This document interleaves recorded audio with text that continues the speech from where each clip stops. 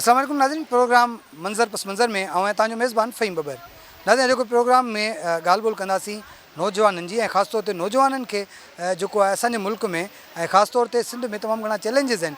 ऐं नौजवान जिते तालीम पिराइनि पिया उते जेके बेरोज़गारी आहे या वरी रोज़गार जा ज़रिया न हुजण जे करे नौजवाननि खे सख़्तु मुश्किलातुनि खे मुंहुं ॾियणो थो पए। इन सॼे सूरत हाल में गवर्नमेंट पारां जेका यूथ पॉलिसी आंदी वई आहे या वरी मुख़्तलिफ़ वक़्तनि में जेको यूथ जे लाइ नौजवाननि जे लाइ स्कीमूं आंदियूं वञनि थियूं, उन्हनि जी बहितरी भलाई लाइ कमु कया वञनि था, त उहो बि सारा जोॻो अमल आहे। हिन वक़्तु अगरि ॻाल्हि कयूं त सिंध में जेको आहे नौजवाननि वारी वज़ारत जेका उहा तमामु घणो कमु करे पई। यूथ एंड स्पोर्ट्स अफेयर्स पारां हैदराबाद शहर में 3 ॾींहंनि वारो जेको मेलो सिंगारियो वियो आहे, उन मेले में जा मुख़्तलिफ़ रंग तव्हांखे ॾेखारियूं था।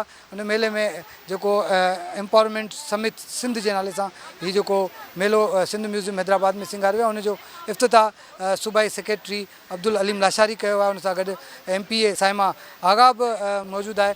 ऐं हिन वक़्तु जेको आहे हिन जेको मेले जो इफ़्तिताह कयो आहे, हिन मेले में मुख़्तलिफ़ रंग आहिनि, मुख़्तलिफ़ नौजवाननि पारां मुख़्तलिफ़ स्टॉल लॻाया विया आहिनि। उन पंहिंजे स्किल खे डेवलप करणु, उनखे दुनिया खे ॾेखारण जे लाइ टेक्निकल स्टाफ ऐं स्टॉल आहिनि। उनमें खाधे पीते जूं शयूं आहिनि, उन्हनि में जेको आहे ज्वैलरी आहे। ऐं उन खां अलावा जेके नौजवान ऑनलाइन बिज़नेस कनि था, उन्हनि जो बिज़नेस जा स्टॉल आहिनि। ऐं ख़ासि तौर ते उहे नौजवान जेके इंजीनियरिंग सां तालुक़ु रखनि था, जेके मुख़्तलिफ़ क़िस्म जा कमु कनि पिया, उन्हनि जा बि स्टॉल आहिनि। अॼोके प्रोग्राम में ॻाल्हि ॿोल कयूं था, ख़ासि तौर ते सेक्रेटरी सां बि ॻाल्हाईंदासीं ऐं MPA सां आगा सां बि ॻाल्हाईंदासीं। उन सां गॾोगॾु नौजवाननि सां बि ॻाल्हायूं था, उन्हनि खां पुछूं था त अहिड़े क़िस्म जा जेके फेस्टिवल्स आहिनि उहे केतिरे तरह कारआमद थी सघनि था ऐं हिननि नौजवाननि खे केतिरो फ़ाइदो रसाए सघनि। ख़ासि तौर पे अॼोको जेको इवेंट आहे उन जे हवाले सां पुछंदासीं।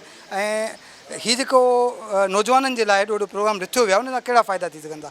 सर, अॼोके प्रोग्राम जे हवाले सां ॿुधाइजो। ज़ाहिर आहे नौजवाननि खे तमामु घणो प्रॉब्लम आहिनि ऐं नौजवान चाहिनि था त जेको आहे अॻियां वधनि। जी, अॼु जेका 3 ॾींहंनि जी यूथ समिट हैदराबाद शुरू कई आहे, इन जो बेसिक मक़सदु जेके नौजवाननि जा मसइला आहिनि, ख़ासि तौर ते रोज़गार जे हवाले सां, उन हवाले सां असां मुख़्तलिफ़ सेशन रखिया आहिनि।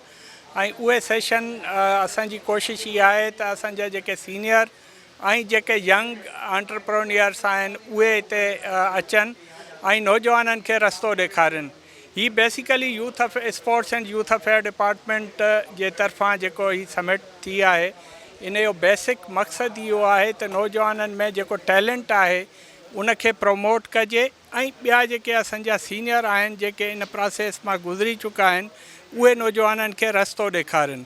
सो उन ई हवाले सां मुख़्तलिफ़ सेशन्स आहिनि जंहिंमें डिजिटल मीडिया मां कीअं पैसा कमाए सघजनि था, एंटरप्रेन्योर मां कीअं पैसा कमाए सघजनि था, क्लाइमेट जो वॾो इशू आहे उन में नौजवाननि जो छा रोल थी सघे थो। त इहो ई बेसिक असांजो जेको थीम आहे उहो नौजवान आहे ऐं नौजवाननि खे हिकिड़ो वे आउट ॾेखारण लाइ हीअ समिट शुरू कई आहे। हैदराबाद खां शुरू कयो, सिंध जे ॿियनि शहरनि में बि इरादो आहे अहिड़े क़िस्म जो? जी बिल्कुलु, असां शुरूआत कराची खां कई हुई ऐं कराची में अहिड़े क़िस्म जो हिकिड़ो वॾो यूथ फेस्टिवल थी चुको आहे। उन खां पोइ हैदराबाद आया आहियूं। हाणे सिंध जा ॿिया जेके डिविजनल हेडक्वार्टर आहिनि उन खां पोइ ज़िले हेडक्वार्टर ते असां वेंदासीं। देखिए, ये जो यूथ एम्पावरमेंट समिट इस वक्त रखा गया है, ये इसीलिए ही रखा गया है, ये अवेयरनेस ही है कि हम डिफरेंट लेवल पर जाकर अवेयरनेस ही दे रहे हैं यूथ को कि किस किस लेवल पर उन्हें क्या क्या करना चाहिए। देखें ना, यहाँ पर जो 3 दिन का ये समिट रखा है, इसमें डिफरेंट लेवल्स के जो लोग हैं आप देखेंगे 3 दिन तक के किस तरीके से वो यूथ को एम्पावर करने के लिए वो वे आउट बताएंगे। अब यूथ के ऊपर है ना कि वो रास्ता जो है वो देखें, लें, इस तरह के प्रोग्राम्स आकर अटेंड करें और फिर वो वे आउट सुने और फिर अपनी जो उनकी लाइफ है वो उस तरीके से। यहाँ भी अभी मैंने स्टॉल्स जो देखे हैं उसमें आप देखें कि डिफरेंट यूनिवर्सिटीज़ के जो लड़के हैं उन्होंने अपनी उस पर जो है वो किसी ने एक ऐप बनाई हुई है जो कि इस वक्त की सबसे बड़ा मसला है साइबर सिक्योरिटी का, बच्चों का, जो उन्होंने गाड़ी में लगाने के लिए जो ऐप बनाई है। देखें, ये बहुत ज़रूरी है, AI के थ्रू आप काम करें, क्योंकि अभी कुछ टाइम के बाद या कुछ सालों के बाद सारी चीज़ें ख़त्म होकर आप डिजिटल लेवल्स पर चले जाएंगे और AI आपको बहुत ज़्यादा इसमें जो है वो हेल्प करेगा। तो मीडिया का रोल तो इसमें बहुत ज़्यादा है, क्योंकि मीडिया के ज़रिए ही हम अपनी आवाज़ यूथ तक पहुंचा सकते हैं। और हमारे जो मिनिस्टर साहब हैं उनका तो आपको पता है वो कितने एक्टिव हैं इस चीज़ में कि यूथ को एम्पावर करने के लिए वो डिफरेंट लेवल्स पर जा रहे हैं, यूथ के प्रोग्राम कर रहे हैं और कॉन्फ्रेंसेस कर रहे हैं। स्पोर्ट्स को उन्होंने पूरे सिंध में किस तरह फैला दिया है, उस पर कितना काम किया है, ताकि हमारी जो यूथ है, जो हमारा यंग टैलेंट है, वो निकल के सामने आए और हम उसे जो है नेशनल और इंटरनेशनल लेवल पर लेकर जाएं। इन यूथ फेस्टिवल में जिते मुख़्तलिफ़ स्टॉल आहिनि उते नौजवाननि पारां जेके मुख़्तलिफ़ शयुनि जा स्टॉल पिण लॻाया विया आहिनि, जंहिंमें कॉस्मेटिक जा स्टॉल आहिनि, उन खां अलावा कपिड़नि जा आहिनि, ज्वेलरी जा आहिनि। गॾोगॾु ही नौजवान हिकिड़ो आर्टिस्ट आहे उहो बि हिते मौजूदु आहे ऐं ही पंहिंजो फ़न जेको आहे उहो उन रखियो आहे। हिते मुख़्तलिफ़ क़िस्म जो पेंसिल वर्क करे थो ऐं जेके तस्वीरूं ठाहे थो, ॾाढो ख़ूबसूरत अंदाज़ आहे उनजो ठाहिण जो। उन नौजवान सां ॻाल्हाए था वठूं ऐं उनखां पुछूं था त कीअं मोटिवेशन आहे, अहिड़े क़िस्म जा फेस्टिवल जेके आहिनि कहिड़ी रीति जेको आहे कारआमद थी सघंदा। पहिरीं त तव्हां पंहिंजो मां सूफ़ी वाहिद नालो आहे मुंहिंजो। मां बेसिकली डिस्ट्रिक्ट थरपरकर खां आहियां, बट आउं Shaheed Allah Bakhsh Umro university of art design and heritage Jamshoro में लास्ट ईयर जो स्टूडेंट आहियां फाइन आर्ट्स डिपार्टमेंट जो। बिकॉज अॼु जेको यूथ जो जेको इहो फेस्टिवल थियो आहे, मुंहिंजे ख़्याल में इहो त फेस्टिवल हिननि जो पहिरियों आहे, बट हिन में त अञा फ़िलहाल असां स्टॉल लॻायो आहे। अहिड़ा फेस्टिवल अगरि जेकॾहिं थींदा त जेके नौजवान आर्टिस्ट आहिनि या आर्ट सां रिलेटेड खोड़ सारा अहिड़ा शोबा आहिनि जंहिंखे इलाही सारो मौक़ो मिलंदो आहे पंहिंजी अनाउंस करण जो, पंहिंजे कमकार डिस्प्ले करण जो ऐं पंहिंजो नंढो वॾो कमु। हाणे जीअं त हिते मुंहिंजो स्टॉल लॻियल आहे एज़ यूनिवर्सिटी जी तरफ़ां आहे ऐं मुंहिंजी यूनिवर्सिटी में मूंसां गॾु जेको छोकिरी आहे उनजो बि कमु आहे, यूनिवर्सिटी वारनि जो कुझु कमु आहे ऐं मां हिते लाइव स्केच कंदो आहियां। ऐं तक़रीबन मुसलसिल हिते जेके बि इवेंट थींदा आहिनि अहिड़े टाइप जा हुते आउं लाइव स्केच कंदो रहंदो आहियां। सो अॼु बि हिते मुंहिंजो स्टॉल आहे जिते आउं तक़रीबन 20 मिनट्स में जेको आहे हिकिड़ो स्केच ठाहींदो आहियां। सो स्केच तव्हांजे साम्हूं आहिनि।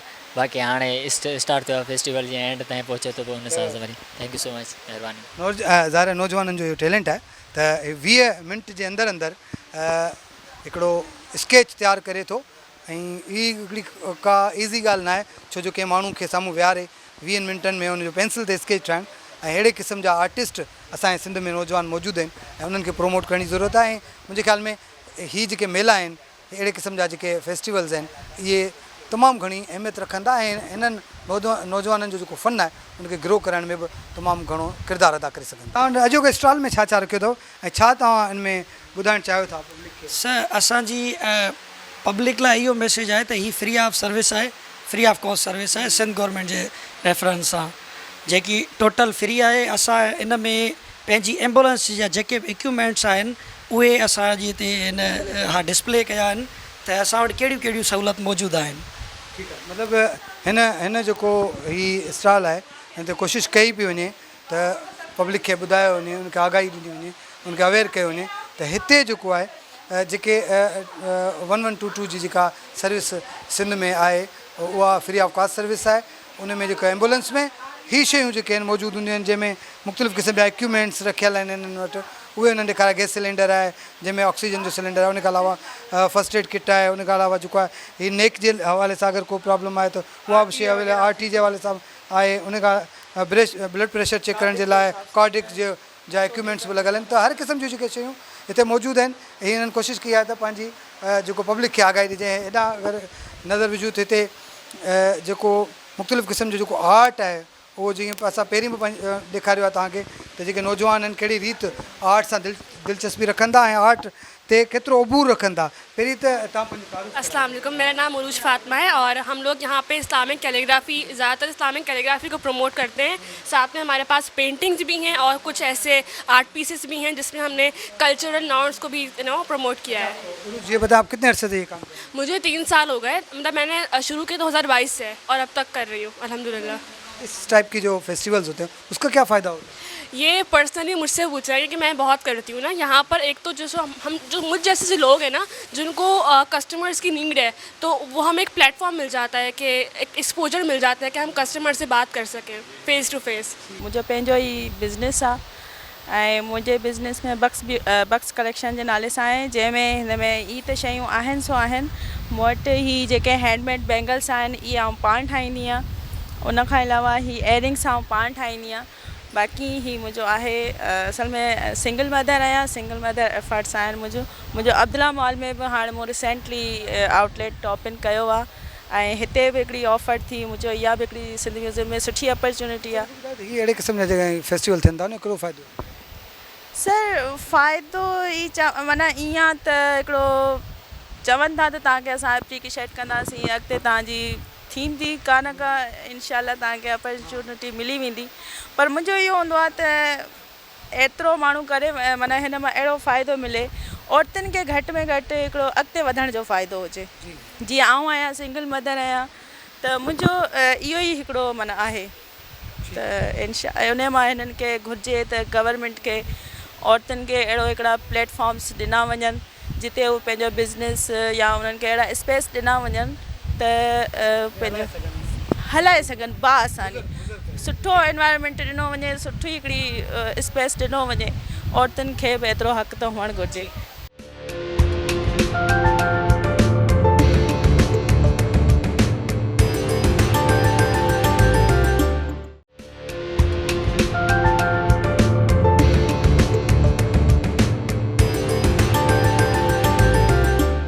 वेलकम बैक नाज़रीन, प्रोग्राम मंज़र पस मंज़र में ॻाल्हि ॿोल कयूं पिया नौजवाननि जे हवाले सां। हैदराबाद में 3 ॾींहंनि वारो जेको मेलो सिंगारियो आहे, उन में मुख़्तलिफ़ जेके नौजवान आहिनि उन्हनि पारां स्टॉल लॻाया आहिनि ऐं मुख़्तलिफ़ क़िस्म जा आहिनि, पंहिंजी नोयत जा मुख़्तलिफ़ स्टॉल आहिनि ऐं नौजवाननि पंहिंजे हुनर पंहिंजी क़ाबिलियत जो उन में जेको आहे भरपूर इज़हार करण जी कोशिशि कई आहे। हीअ हिकु नौजवान हैदराबाद शहर जो फुलेली जे इलाइक़े सां हुनजो तालुक़ु आहे। हीअ हिते मौजूदु आहे। हिन जेको आहे हिते कपिड़नि जो स्टॉल आहे जंहिंमें हिन वटि मुख़्तलिफ़ क़िस्म जा जेके वैराइटीज़ आहिनि कपिड़नि जो। ख़ासि तौर ते ॻाल्हि कजे बोस्की, जेका बोस्की तमामु घणी पसंदि कई वेंदी आहे, ख़ासि तौर ते सिंधी माण्हू बोस्की पाए जेको आहे पाण खे ॾाढो जेको आहे फ़ख़्रु महसूसु कंदा आहिनि। त हिन वटि बोस्की बि आहे, हिन वटि ॿिया कपिड़ा बि आहिनि। हिन नौजवान खां पुछी था वठूं त हीउ ख़्यालु कीअं आयो आहे ऐं ख़ासि तौर ते हिन फेस्टिवल में जॾहिं हिन स्टॉल आयो आहे त खेसि छा थो लॻे, छा ही अॻियां हली इन पंहिंजे कारोबार खे वधीक बूस्ट करे सघे थो। बेसिकली जो हमारा रीज़न है वो हम यही बिलीव करते हैं कि हम इकोनॉमिकल रेट्स पे काम करें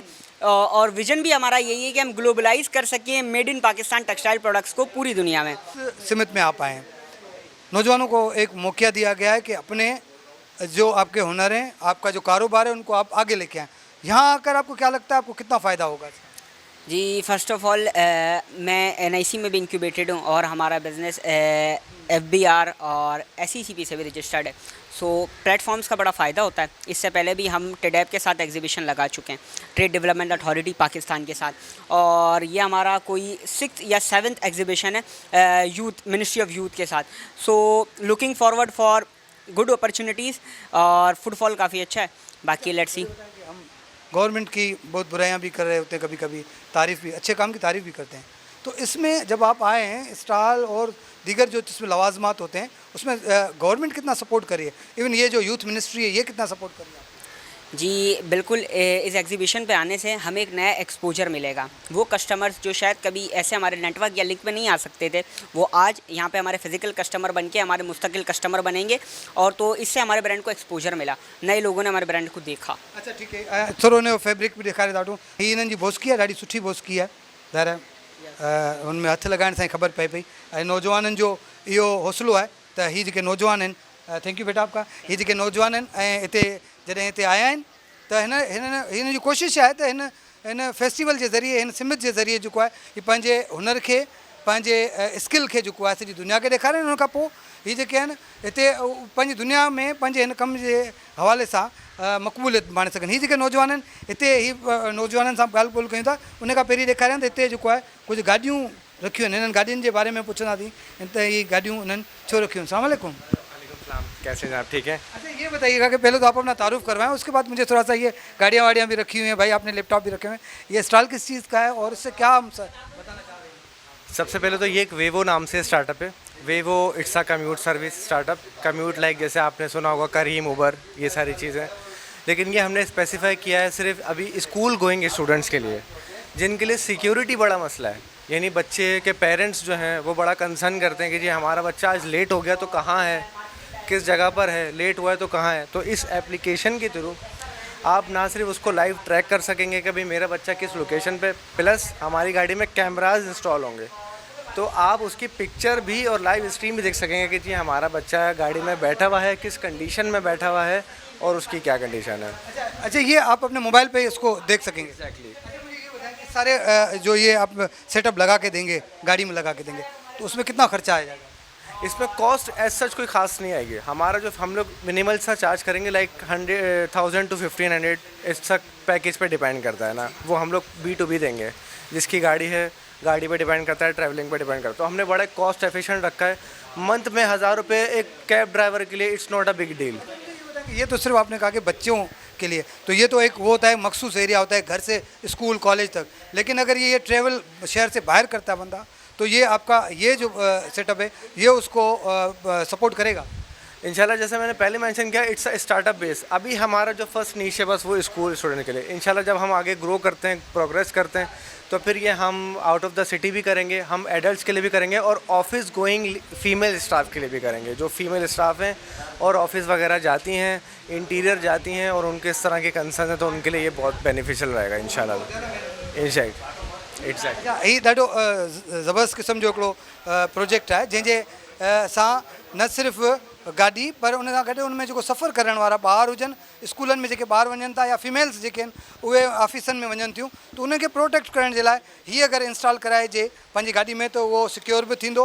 ऐं उन खां पोइ हीअ जेके उन्हनि ॿारनि जी लोकेशन, उन गाॾी जी लोकेशन, उन जो जेको मूवमेंट, उहो सॼो जेको आहे हिन थ्रू उनखे कवर करे सघे थो। त ॾाढो सुठो जेको आहे इनिशिएटिव आहे। हीअ नौजवान हिते हुन सां ॻाल्हि ॿोल करे था। ॾाढी हिकिड़ी पहिरीं त आउं कोशिशि कंदुसि ख़ासि तौर ते हसीब अगरि ॾेखारे सघे त हीअ पंहिंजी मशीन ॾेखारे वठूं, त मशीन जहिड़ी रीति कमु करे पई, त कुझु शयूं बि रखियल आहिनि, पोइ हिन नौजवान सां बि ॻाल्हाईंदासीं। असां मेहरान यूनिवर्सिटी जा स्टूडेंट हूं, फाइनल ईयर में हूं।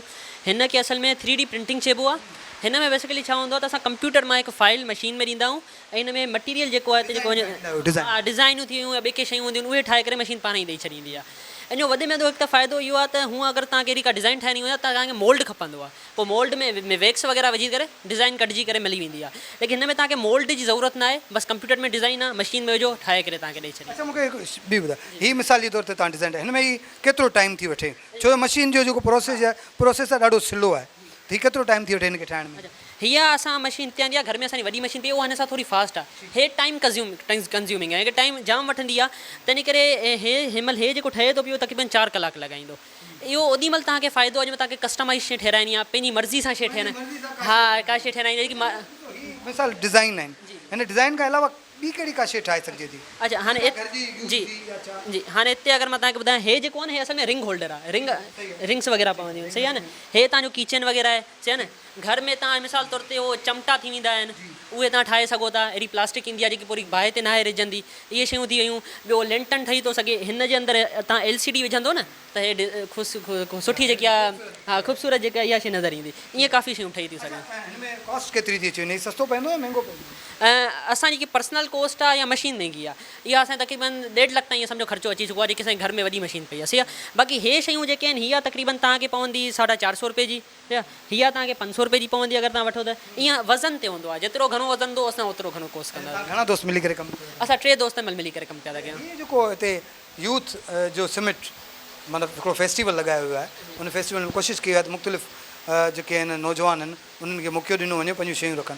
अहिड़ा ई क़िस्म जा जेके फेस्टिवल्स आहिनि उहे केतिरो फ़ाइदेमंद साबित थी सघनि? असल में जेके यूथ जेके कमु कनि था, उन लाइ हिकु वॾे में वॾो मसइलो इहो आहे, उहे जेके न माण्हुनि जे साम्हूं नथा अचनि, उन्हनि खे उहा मीडिया अटेंशन नथी पई मिले। हिते जेके उन्हनि खे उहा मीडिया अटेंशन पई थी मिले। ऐं ॿी अहिड़ी शइ हिकु इहा शइ मां अगरि मां चवां त अहिड़ी जेकी टेक्नोलॉजी आहिनि, इहे आम माण्हुनि खे अञा ताईं ख़बर न आहिनि। जंहिंमहिल हिते अची करे डिस्प्ले कनि था, माण्हुनि खे ॾेखारनि था, त उनखे हिकु वॾो फ़ाइदो थो थिए, त उहो नयूं नयूं टेक्नोलॉजी जो ॼाण बि कनि था ऐं सिखी बि सघनि था कहिड़ियूं कहिड़ियूं शयूं दुनिया में हिनमहिल हलनि थियूं पयूं। ज़ाहिर आहे हीउ ॾाढो यूनिक क़िस्म जो कमु आहे। त हिकिड़ो नंढड़ी मशीन आहे, उन मां तव्हां मुख़्तलिफ़ क़िस्म जूं शयूं ठाहे सघो था। मुख़्तलिफ़ स्टॉल आहिनि, कोशिशि कयूं था उन्हनि स्टॉलनि ते विज़िट बि कयूं, तव्हांखे ॾेखारियूं। हीअ त मुंहिंजो फेवरेट परफ्यूम जो स्टॉल नज़र अचे पियो, हिते बि हलूं। अस्सलाम वालेकुम साईं, कहिड़ा हाल? ख़ुशि आहियो? ख़ैर, कहिड़ा ख़ुशि आहियो? अस्सलाम वालेकुम। अच्छा, हिते मुख़्तलिफ़ परफ्यूम्स नज़र अचनि पियूं, पुछी था वठूं कहिड़ियूं परफ्यूम्स आहिनि, उन में छा पियो थिए। पहिरीं त तव्हां पंहिंजो तारुफ़ करायो।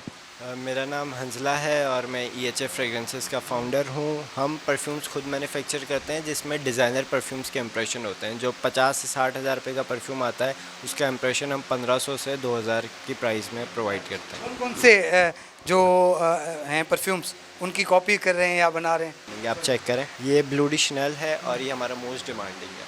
ज़बरदस्त, बड़ी स्मूथ परफ्यूम है। तो मुझे ये बताएं कि इस ज़ाहिर परफ्यूम आप बना रहे हैं और उसको ज़ाहिर सेल भी कर रहे हैं, तो इसमें क्या कॉस्ट आ जाती है? और आज ये जो इस टाइप का अगर जो मेला सजाया गया है नौजवानों के लिए, इसका कितना फ़ायदा हो सकता है? इसमें कॉस्ट तो ये होती है कि 50 to 60% कॉस्ट हो जाती है। बाकी इसके बाद मार्केटिंग कॉस्ट इसमें ज़्यादा होती है क्योंकि नया नया ब्रांड होता है तो इसमें मार्केटिंग कॉस्ट ज़्यादा लगती है। अच्छा, मिसाल के तौर पे अगर मैं कहूँ कि भाई ये कितने की परफ्यूम है, ये 100 ml का है, 50 ml का ये परफ्यूम, इसकी आप कितने का सेल करते हैं? ये 2000 रुपीज़ का। 2000 रुपीज़ का मार्केट में, तो ये तो बड़ा कॉस्टली हो जाएगा। नहीं, ये जो रियल परफ्यूम का इम्प्रेशन है, जिस परफ्यूम का वो अवेंटस क्रीड है, वो जी वो तकरीबन 80 से 1 लाख रुपए तक का परफ्यूम आता है। तो इस हिसाब में ये परफ्यूम की प्राइस कुछ भी नहीं है। तो सेम फ्रेगरेंस लोग कम प्राइस में जो है पसंद करते हैं। अच्छा, ही ज़ाहिर ही हिकिड़ी वॾो ब्रांड आहे अवेंटस, जेको आहे परफ्यूम दुनिया में ॾाढो महांगो सेल थींदो आहे, ₹1 खां वधीक उन कॉस्ट हूंदी आहे। हिन नौजवान ही ठाहियो आहे पंहिंजो, हीअ चए थो त 2000 रुपये में 50 ml सेल कंदसि। ज़ाहिर आहे हिकिड़ी एॾी वॾी शइ जेका सॼी दुनिया में मक़बूल हुजे ऐं उनखे जेको आहे हिननि घटि प्राइज़ में करे आया आहिनि। ऐं हीअ हिकिड़ो फ़न आहे, हिकिड़े क़िस्म जो स्किल आहे जंहिंते ही नौजवान कमु कनि पिया। ऐं हीअ जेको जेके यूथ फेस्टिवल आहे, मुंहिंजे ख़्याल में इहो हुननि नौजवाननि जे लाइ तमामु घणो अहमियत रखे थो, जेके मुख़्तलिफ़ क़िस्म जा कमु कनि पिया, मुख़्तलिफ़ क़िस्म जूं शयूं ठाहिनि पिया ऐं उन्हनि खे मार्केटिंग जी ज़रूरत आहे। उन्हनि खे जेको आहे दुनिया खे ॾेखारिणो आहे त भई सिंध जा नौजवान दुनिया जे कंहिं बि नौजवान खां घटि न आहिनि, उन्हनि में एतिरो टैलेंट आहे, उहो दुनिया जो हर कमु करे सघंदा। हिते ॾेखारियोसीं त इंजीनियरिंग हुजे, फैब्रिक हुजे, इवन ही परफ्यूम जो जेको एॾो ॾुखियो कमु आहे केमिकल जो, उहो बि एॾो सुठो तरीक़े सां कनि पिया। ही नौजवान वेठा आहिनि, हिन सां ॻाल्हाईंदो आहे। तव्हां पहिरीं पंहिंजो तारुफ़ करायो ऐं ॿियो तव्हां छा पिया कयो? Basically my name is Samiuddin Pawar and I am the operational manager of चलो टेक्नोलॉजीज़ प्राइवेट लिमिटेड। ठीक है, ऐं हिन कंपनी जे बारे में आउं तव्हांखे हिकिड़ी शइ ॿुधाइणु चाहींदुमि कि इट्स असां हिकिड़ी फर्स्ट इंटीग्रेटेड मोबिलिटी एप्लीकेशन सां लॉन्च कई आहे। हिकु असां वटि जेके प्रॉब्लम जेको करंटली कस्टमर जेको फेस करनि पिया, जेके लोकल अड्डे जी गाॾियूं हलनि थियूं असां वटि, उनमें प्राइसिस जेके इनखे फ्लक्चुएट थियनि था। ठीक है, वीकली बेसिस ते प्राइसिस तमामु हाई हूंदा आहिनि कि अगरि ईच इवेंट अचंदा प्राइसिस तमामु फ्लक्चुएट थींदा, लाइक 2400 ते रेट वञंदा पर कस्टमर जे हिसाब सां। त असां उन्हनि जे लाइ हिकिड़ो सोल्यूशन आंदो आहे कि तव्हां राइड पंहिंजी बुक कंदा एंड 550 रुपीज़ जा चार्ज ओनली हूंदा। इनमें को मतिलबु फ्लक्चुएशन कोन थींदी असांजे प्राइसिस में। जेको ऐप में तव्हां राइड बुक कंदा तव्हां उहा ई तव्हांखे प्राइस तव्हां काउंट कया वेंदा। अच्छा, ही राइड जेका तव्हांजी एप्लीकेशन आहे इहा ओवरऑल सिंध में कमु कंदी? हाँ, फ़िलहालु असां ऑपरेशन जेके स्टार्ट कयूं पिया Hyderabad towards the Karachi and Karachi towards Hyderabad खां असांजा हलनि पिया। अॻियां हली असांखे एक्सटेंड कंदासीं पूरे सिंध में बि। ऐं इन खां अलावा असां वटि टूरिस्ट प्रोग्राम हलनि पिया, बिज़नेस टू बिज़नेस में असां टारगेट कयूं पिया, लाइक जीअं यूनिवर्सिटीज़ थी वियूं, स्कूल्स थी विया, कॉलेजिस थी विया, एडमिनिस्ट्रेशन स्टाफ थी वियो, ऐं जेके कॉलेज जेको उहो सर्विसिस असां ॾेई सघूं, फ्लीट सर्विसिस जेके थियनि थियूं, सफ़र कंदा रेगुलर लाभ थिए थो। ऐं असां उन हिसाब सां असां वर्किंग करे सघूं था। जेके अगरि तव्हां पंहिंजो कस्टमाइज़ प्लान चवंदा भई असांखे फलाणे डेट ते कोई इवेंट आहे स्कूल जे हवाले सां, यूनिवर्सिटी जे हवाले सां, असां उन लाइ तव्हांखे ऑर्गेनाइज़ करे ॾेई सघूं था फ्लीट सर्विसिस। मूंखे इहो ॿुधाइजो त जीअं मिसाल जे तौर ते हीअं हिन वक़्तु कराची हैदराबाद जो जेको किरायो आहे 500 हूंदो आहे, कॾहिं कॾहिं 1000 हूंदो आहे। त तव्हांजी हीअ जेका राइड हूंदी, तव्हांजी जेका उनजे तहत हिकिड़ो ई हूंदो जीअं 350 रुपया वरिता? तव्हांखे इहा शइ पहिरीं अर्ज़ु कई कि जेको असां वटि जेको राइट न कस्टमर जेको प्रॉब्लम जेको फेस करे पियो न, उहो इहो ई अचे पियो कि जेको न प्राइसिस फ्लक्चुएट ई थियनि था। ऐं हिकिड़ी मोनोपोली हिकिड़ी बेसिकली ठहियलु आहे का, छो त इनमें कस्टमर कुझु करे कोन थो सघे। जेसि ताणी गाॾी पूरी भरिजे कोन थी तेसि ताणी गाॾी असांजी हले कोन थी। प्राइसिस तव्हांजे उनमें नथा फाइट करे सघो। बेसिकली तव्हां ऐप में वेंदा तव्हांखे हिकिड़ी प्राइस मिलंदी 550 रुपीज़, जेको एंड्रॉइड में राइट नाउ अवेलेबल आहे का, तव्हां डाउनलोड करे सघो था उनमें। ऐं U will get to know हिन वक़्तु अवेलेबल चलो जे नाले सां आहे का। बिल्कुलु, चलो जे नाले सां नौजवाननि जेका ऐप ठाही आहे, ज़ाहिर आहे ॾाढी सुठी ऐं कारआमद ऐं काराइती ऐप आहे। छो जो जेको नौजवान ॿुधाइनि पिया त हिन ऐप जे थ्रू जेके ख़ासि तौर ते ट्रांसपोर्टर्स ईद जा ॾियारा हुजनि, वीकेंड हूंदो आहे, उन ते वीकडे ते ख़ासि तौर ते किराया वधाए छॾींदा आहिनि। पोइ कराची खां अचण वञण जा किराया जेके 500 जी जाइ ते 1000 रुपया, पोइ 1500 रुपया बि चार्ज कया वेंदा आहिनि। हिन ऐप जे थ्रू जेको आहे तव्हां हिकिड़ी जेको आहे लिमिटेड जेको अमाउंट आहे पंहिंजी उनजो तव्हां ॾींदो ऐं उन ते जेको आहे तव्हां उते सफ़र करे सघो। ॾाढो जेको सुठो ही जेको एप्लीकेशन जेका ठाही आहे नौजवाननि इन्हनि मां फ़ाइदो बि हासिलु कजे ऐं मुंहिंजे ख़्याल में सिंधी माण्हुनि खे इन्हनि नौजवाननि जे इन्हनि काविशनि मां तमामु घणो फ़ाइदो थींदो। नौजवाननि सां ॻाल्हि ॿोल कयूं पिया। ज़ाहिर आहे नौजवाननि में वॾो टैलेंट आहे ऐं हिते जेको यूथ फेस्टिवल में मुख़्तलिफ़ कम जेके नौजवाननि जा रखियल आहिनि हीअ रहमा असांखे जॉइन कयो, रहमा खां पुछी था वठूं त उन छा ठाहियो आहे, ॾाढी यूनिक शयूं आहिनि। रहमा ये बताइए क्या चीज़ें बना ली है आपने, ढांचे बना लिए हैं, क्या है इसमें, क्या मोटिवेशन है, क्या दिखाना चाह रही हैं आप? इसमें मैंने पेपर मेशी का प्रोसेस दिखाया था और दिखाया था कि पेपर मेशी से हम किस तरह की अच्छी अच्छी स्केलेटन्स वगैरह और मटेरियल्स बना सकते हैं। तो ये मेरा पूरा प्रोसेस था। पेपर को पहले मैंने मेश किया था, उसके बाद उसकी डो बनाई थी और फिर पूरा पहले शटरिंग वायर से इसको स्ट्रक्चर दे के और फिर पूरा स्केलेटन अपने साइज़ एक्चुअल साइज़ का बनाया था। अच्छा ये दिखाएं किस तरह से बनाया, ये क्या क्या चीज़ें हैं इसमें? ये पूरा नीचे का ये पूरा बोन्स हैं हमारी नीचे और इसको मैंने पूरा कलर किया है और पूरा इसमें ये मैंने ताबूत बनाया, मतलब दिखाया है कि ये कैसे बंदा मरने के बाद ऐसा हो जाता है। ऐसे हो जाता है। हाँ ये ही मतलब ये आप दिखाना चाह रहे हैं कि बॉडी के अंदर जो हड्डियाँ होती हैं, बोन्स होती हैं, वो इस टाइप की होती हैं। ये आपने अपने फ़न के हिसाब से तमामु बहितरीनु कमु आहे, ज़ाहिर आहे नाज़ुक कमु आहे ऐं हीअ जेको कमु आहे उन जे हवाले सां जेका रहमा ॿुधाए पई त हीअ जेको कागज़ आहे उनखे पुसाए उनखे मेश करे कुझु केमिकल्स उनमें शामिलु करे कलर करे उन मां गिलू सां हीअ ठाहियो आहे ऐं हीअ ॾाढो अहिड़ो कमु आहे जेको हिकिड़ो त ॾुखियो बि आहे ऐं ॿियो त नाज़ुक कमु आहे। उन अलावा अगर ॾिसूं जिते मुख़्तलिफ़ शयूं ठहियल आहिनि, ये क्या बनाया आपने, ये क्या चीज़ें बना रही? ये मैंने मोल्डिंग कास्टिंग की थी। पहले रैबिट मैंने मिट्टी से बनाया था, उसके बाद इसके ऊपर सिलिकॉन लगा के बैंडेज लगा के उसका मोल्ड निकाला था, फिर प्लास्टर ऑफ पेरिस इसके अंदर डाल के और फिर उसका मैंने मोल्ड निकाल के फिर इसके ऊपर कलर किया। अच्छा मुझे ये बताएं, ज़ाहिर ये आपका शौक़ है, ये चीज़ें सेल होती हैं, इसकी कोई अर्निंग होती है, कोई फ़ायदा है? जी ये बहुत अच्छी अर्निंग होती है और इसका बहुत फ़ायदा है क्योंकि जब हम आर्ट का काम करते हैं, आर्टिस्ट बिल्कुल अलग सोचता है आम आवाम से, उसका देखने का नज़रिया दूसरों से बहुत डिफरेंट होता है, तो वो फिर जो उसके विजुअल्स होते हैं वो उनको अपने आर्ट वर्क में दिखाता है। मां जेको कॉस्मेटिक सेल कंदी आहियां, ऑनलाइन कॉस्मेटिक हेयर एक्सेसरीज़ वग़ैरह ऐं इन जे अलावा मां जेको आहे वो ड्रेस बि सेल कंदी आहियां। हींअर मां स्टॉल ते लॻायो आहे कॉस्मेटिक ऐं हेयर एक्सेसरीज जो जेको सो ऐं इन्वायरमेंट ॾाढी सुठी आहे। ऐं जेको फेस्टिवल लॻायो आहे यूथ फेस्टिवल, इन में केतिरो फ़ाइदो थींदो, ख़ासि तौर ते तव्हां जहिड़ा नौजवान जेके घरनि में कमु था कनि, जेको ऑनलाइन कमु था कनि, उहे जॾहिं स्टॉल लॻाईंदा उनखे केतिरो फ़ाइदो थींदो? बिल्कुलु फ़ाइदो थिए थो छो की हे प्लेटफॉर्म असांखे फ्री ऑफ कॉस्ट थो मिले, त हिते जेको बि असांजी सेल थी थिए थो असांजो बेनिफिट आहे। सेल थींदी आहे? जी जी बिल्कुलु सेल थींदी आहे, अलाह जो शुक्र आहे सेल सुठी थींदी आहे। अच्छा यूथ एम्पावरमेंट जेको सिमित हैदराबाद में कयो पियो वञे, उन में मुख़्तलिफ़ जेके ॿार आहिनि, स्टूडेंट आहिनि, उन्हनि जा स्टॉल आहिनि। राफ़िया बि जेको आहे मुख़्तलिफ़ हंधनि ते स्टॉल हणे थी, पर उते उनखे स्टॉल जा पैसा ॾियणा पवंदा आहिनि, पर जॾहिं त हिते जॾहिं स्टॉल लॻायो आहे ॿुधाए पई त उनखां कंहिं क़िस्म जी चार्जिस न आहे वरिती वई। इहा ॾाढी सुठी ॻाल्हि आहे त गवर्नमेंट पारां घटि में घटि जेको आहे नौजवाननि खे एतिरी फैसिलिटीज़ ॾिनियूं वयूं आहिनि त उन्हनि खे फ्री में ई स्टॉल ॾिना। नाज़रीन प्रोग्राम मंज़र पस मंज़र में तव्हांखे ॾेखारियोसीं हैदराबाद में जेको नौजवाननि खे बूस्ट करण जे लाइ, नौजवाननि खे फेवर ॾियण जे लाइ सिंध हुकूमत पारां जेको ही 3 ॾींहंनि वारो मेलो लॻायो आहे, हुनजो इफ़्तिताह थी वियो आहे। हुन में नौजवाननि सां ॻाल्हि ॿोल कई थी। अक्सर नौजवान तमामु घणा टैलेंटेड नज़र आया, उन्हनि जा जेके स्टॉल तमामु घणा उन्हनि में जेके अहिड़ियूं नवान वारियूं शयूं नज़र आयूं आहिनि, उन मां लॻे थो त असांजा जेके नौजवान आहे, सिंध जो जेको नौजवान आहे उहो दुनिया जे कंहिं बि नौजवान खां घटि न आहे, उन्हनि में टैलेंट आहे। सिर्फ़ु ज़रूरत इन ॻाल्हि जी आहे त हुकूमती सतह ते उन्हनि जी पोयारी करणु खपे, उन्हनि खे फैसिलिटेशन ॾिनी वञे, उनखे फैसिलिटेट कयो वञे त जीअं उहो दुनिया में पंहिंजो फ़न ॾेखारे सघनि, दुनिया में जेको पंहिंजो फ़न ॾेखारे उन मां नाणो कमाए सघनि, उनखे जेको आहे यूटिलाइज़ करे सघनि। अॼोके हिन जेको ही 3 ॾींहंनि वारो फेस्टिवल हिते सिंगारियो वियो आहे सिंध गवर्नमेंट पारां, उन जी हिकिड़ी त ख़ासि ॻाल्हि इहा बि आहे त उन में मुख़्तलिफ़ जेके रांदियुनि में हिसो वठंदड़ शागिर्द आहिनि उहे बि हिते मौजूदु आहिनि, हिते नौजवान बि मौजूदु आहिनि ऐं उहे जेको आहे उन्हनि जो इहो चवणु आहे त अहिड़े क़िस्म जे फेस्टिवल सां खेनि तमामु घणो फ़ाइदो थी रहियो आहे। ईंदड़ प्रोग्राम ताईं पंहिंजे मेज़बान फ़हीम बबर खे ॾींदा इजाज़त। अल्लाह हाफ़िज़।